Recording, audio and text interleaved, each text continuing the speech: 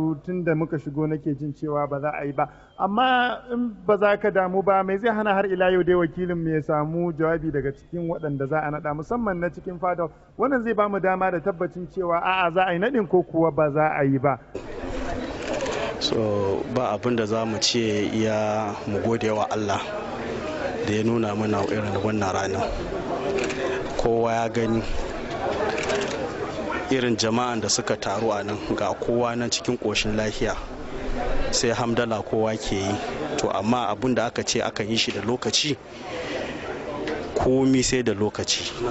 So duk wannan abin da ya faru muna roƙon jama'a su yi haƙuri, kara kowa ya ce komi lokaci ne, idan lokaci bai yi ba na abu duk yanda ka kai ga wallahi ba a same shi ba.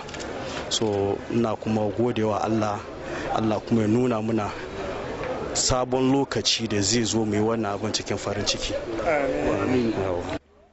Malam Aliyu, da alamu na ɗan zagaya a cikin wannan fada na kuma yi ɗan bincike inda na tattauna da wasu sai suke gaya min a cikin tsegumi cewa wato gwamnati ne ta hana wannan taro, kasancewar wato abin da ake tsoro na tarzoma ko na tashin hankali a wannan yasa aka ɗaga wannan taro. Wato idan ka lura da cikin wannan maganar, hakan yana nuna cewa wato rashin tsaro ne yasa aka ɗaga wannan naɗi na yau. Amma ya kake ganin wannan lamari haka?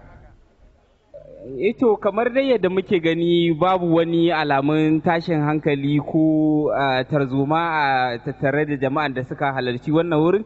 Hasali ma suna cikin farin ciki ne, sai dai bayan an samu sanarwar cewa ba za a yi ba shine abin ta juya ga bakin ciki, kowa zaka ga fuskarsa ta canza. Sai dai ina ganin kamar gazawar gwamnati ne a